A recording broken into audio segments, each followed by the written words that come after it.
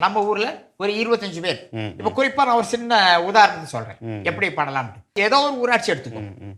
ஊராட்சியில் 2000 குடும்பங்கள் இருக்கு. ம். அப்ப அந்த ஊராட்சியில வந்து நமக்கு இங்க ஒரு நிறுவனத்தை கொண்டு வரணும். ம். ம். தொழில் செய்யணும்னு நினைக்கிறாங்க. ம். ம். ஊராட்சி பணம் போட வேண்டாம். ம். எப்படி தொழில் செய்யுது? ஒரு 200 குடும்பம் இல்ல 300 குடும்பத்தை தேர்ந்தெடுத்து ம். ம். ஒரு குடும்பத்துக்கு ஒரு மாடு அப்படியே அந்த ஊராட்சி இவங்க பேர்ல கடன் வாங்குது. ஒரு வங்கியில போயிட்டு எங்க பஞ்சாயத்துல ஊராட்சியில இருந்து நாங்க ஒரு நிறுவனம் பால் பண்ண வைக்க போறோம். ம். ம். அதுக்கு எங்களுக்கு கடன் கொடுங்க. ம். ம். அப்ப எங்க ஊர்ல உள்ள 500 பேருக்கு நீங்க மாடு கொடுங்க. ம். ம். பஞ்சாயத்து அதுக்கு உத்தரவாதம் கொடுக்குது. ஆ. அப்ப அந்த 500 பேருக்கும் ம். ஒரு ஆளுக்கு 20,000 ரூபாய் ஒரு மாட்டுக்குன்னு சொன்னா ம். 500 மாட்டுக்கு வங்கியில இருந்து பணம் போயிருது. ஆமா. பஞ்சாயத்து உத்தரவாதம் கிடையாது. ஆமா. இவங்க தான். ம். ம். அப்போ இந்த 500 மாட்டையும் ம். ஊராட்சி ஒரே இடத்துல பராமரிக்கணும். ஓகே. இவங்க அங்க வரக்கூடாது. ம். ம். ம். இவங்களுக்கு இது மாடல்ல இவங்களுக்கு ம். அந்த கிராமத்தில் உள்ள தொழிலுக்கு முதலீடு. முதலீடுக்கு ஓகே சார். மாடு அங்க சேர்ந்துரும், பஞ்சாயத்து சேர்ந்துரும். ம். ம். ம். இவங்களுக்கு உரிமை உள்ள மாடு. ம். ம். அவங்க அதை பால் பண்ணையை நிர்வாகம் பண்ணி கடனை கட்டுவாங்க. ம். ம். கடன் அடைவது வரை இவர்களுடைய மாடு. ம். ம். கடன் அடைஞ்ச உடனே முழு மாடு அவங்களுக்கு. ஓகே. இவர்களுக்கு இந்த பணம் ம். தொழிலுக்கான பங்குதாரர் ஆயிடுறாங்க. Right sir, correct. அந்த உள்ளாட்சி நிர்வாகத்துல இவங்க பங்குதாரர் ஆயிடுறாங்க. ம். ம். அப்போ உள்ளாட்சி அந்த இதுல பால், ம். ம். அடுத்து தயிர், ம். அதுல இப்ப ஆவின் என்னெல்லாம் செய்றாங்க ம். ம். அத்தனை பொருட்களையும் நம்ம செய்யலாம். கண்டிப்பா செய்துட்டு ம். இந்த மாட்டு சாணத்தை எடுத்து ம்.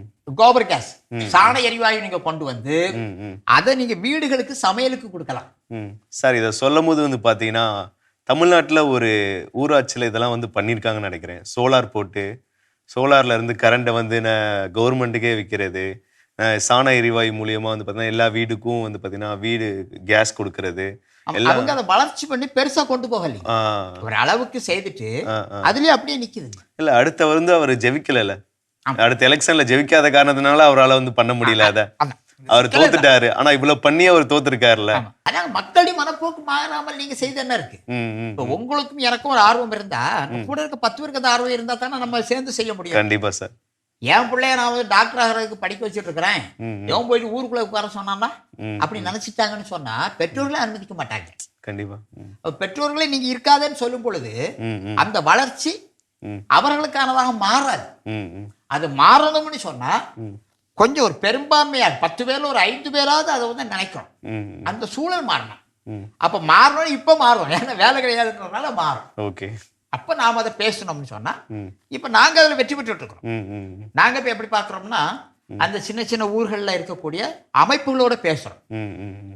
முன்னால என்ன பண்ணுவோம்னு சொன்னா நாங்கள் அந்த பனைத்தொழில் பயிற்சி எல்லாம் பார்த்தீங்கன்னு சொன்னா 200 பேர் 100 பேர் 50 பேர் ஒரு நாள் பயிற்சி 5 நாள் பயிற்சி 10 நாள் பயிற்சி கொடுத்து ஒரு ஆள் கூட தொழிலுக்கு வர்றதில்லை. ஓகே.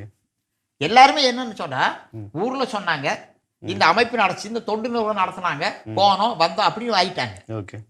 அப்ப அதனால எந்த நன்மையும் கிடைக்கலன்னு சொல்லுவோம். இப்ப என்ன பண்றோம்னு சொன்னா யாருக்கு தேவை? ம். ம்.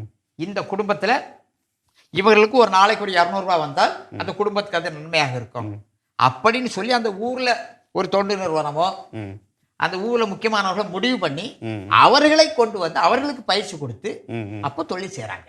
Okay sir. தேவையின் அடிப்படையில் வரும்பொழுது செய்றாங்க. ஓகே. அதை பரவலா எல்லாருக்கும் சொல்லணும்னு சொல்லும்போது யாரும் செய்யறதில்லை. 2 பேர் செய்யணும்னு நினைக்கிறவங்க 8 பேர் மாத்திடுவான். ம். Okay sir. அதில் போய் உட்கார்ந்துட்டு என்னடா வீணா போயிடுறேன் ஆ. அப்படி மாத்திடுவாங்க. ம். அப்படித்தான் இப்ப நிறைய கெட்டு போச்சுது. Okay sir. இப்ப நம்ம என்ன சொல்றோம், 10 பேருக்கு ஏன் பயிற்சி கொடுக்கணும்? ம். ம். தேவை 2 பேருக்கு மட்டும் கொடுப்போம். ம். ம்.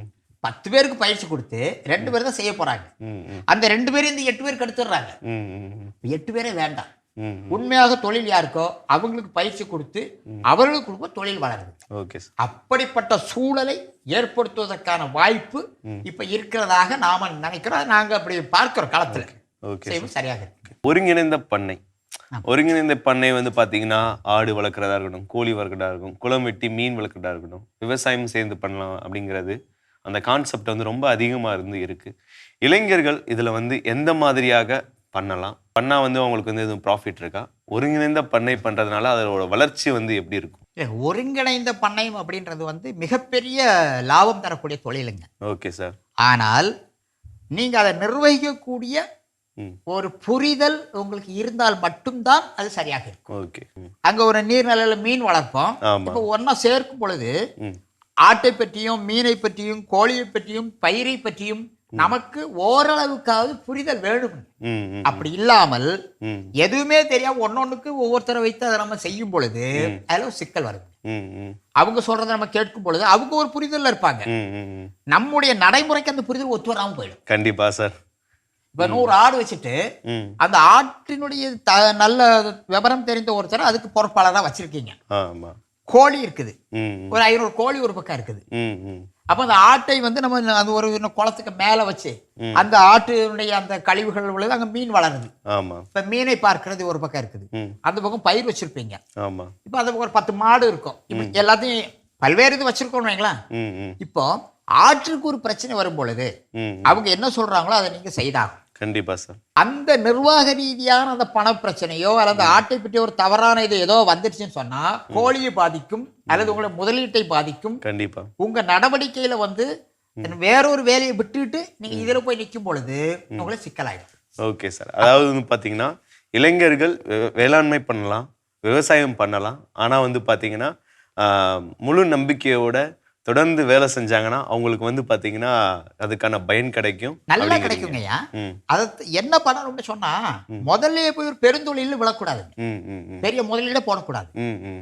இப்ப இருக்கிற இளைஞர்கள் 2-3 பேர் ஒன்னா சேரணும், ஒரு ஆள் தனியா பண்ணக்கூடாது. அப்ப 2-3 பேரும் இப்ப ஒரு ஒருங்கிணைந்த பண்ணையமா வைக்கிறோம்னு சொல்லுவீங்களேன். ஆட்டை பற்றிய ஒருத்தர் ஆட்டை பார்த்துக்கணும், ஒருத்தர் கோழியை பற்றி நல்ல புரிதல் இருக்கணும், ஓகே, ஒருத்தர் வந்து பயிர் செய்யறதை பற்றி பண்ணணும். இப்ப இந்த 4-5 பேர் ஒன்னா சேரும் பொழுது அதுல வரக்கூடிய வருமானம் அந்த 5 பேருக்கும் சமமாக பங்கு வைக்கணும். ஓகே. அப்படி வரும் பொழுது கலந்து பேசுவாங்க. ஒரே ஆள் போய் எல்லாத்துலயும் போய் மூளையை செலவழிச்சு அப்படி அந்த ஒரு முழு நேரத்தை செலவழிக்க வேண்டிய தேவை இருக்காது. அப்ப பலர் ஒண்ணு சேர்ந்து அந்த பண்ணை நிர்வாகம் பண்ணும் பொழுது அது லாபகரமா இருக்கும். Okay sir. அப்ப இளைஞர்களை நாம என்ன சொல்லலாம்னா, நீங்க வந்து ஒரு வேலை தேடிட்டே இருங்க. பகுதி நேரமா நீங்க ஒரு 5 நண்பர்கள் இருக்கீங்க, 5 பேர் சேர்ந்து அவர் தொழில் செய்யக்கூடாது. Okay sir. நீங்க ஒரு 10 பேருக்கு வேலை கொடுக்கலாம் இல்லையா? கண்டிப்பா. அப்போ இதுல யாராவது ஒருத்தருக்கு ஒரு நல்ல வேலை கிடைக்குதுன்னா நீங்க போங்க, மற்றவங்க பார்க்கட்டும். அப்ப அவர்களுக்கும் வருமானம் வருது. நாளைக்கு இன்னொரு வேலைக்கு போனாலும் உங்க பங்குக்கு இருக்குல்ல, அதுல வருமானம் வரும். Okay sir. அப்ப நீங்க அந்த தொழிலுக்கு போங்க.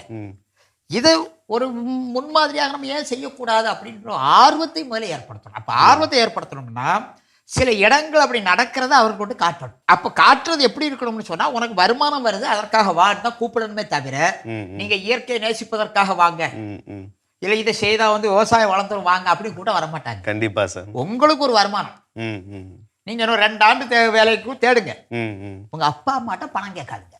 ஓகே.